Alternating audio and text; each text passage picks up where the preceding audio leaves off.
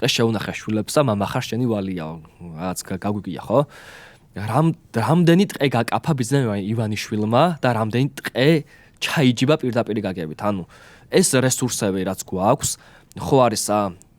მოქალაქეებისთვის განკუთვნილი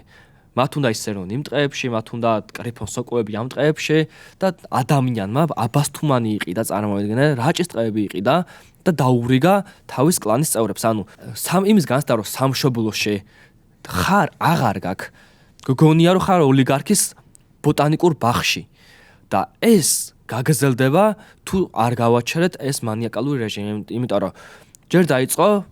სამხრეთ საქართველოში მე ავიდა რაჭაში ბოლოს და ბოლოს მართლა იქ უნდა მივიდეს აჭარის მაღალმთიან რეგიონებში რომ ანუ გავიაზროთ რომ რა მანიაკალური საფრთხე არის ეს რეჟიმი რომელიც არათუ ეკონომიკურად ყოლებს არამედ წინაპრების დატოვებულ ხე-ტყეს და მიწებსაც კი იპარავს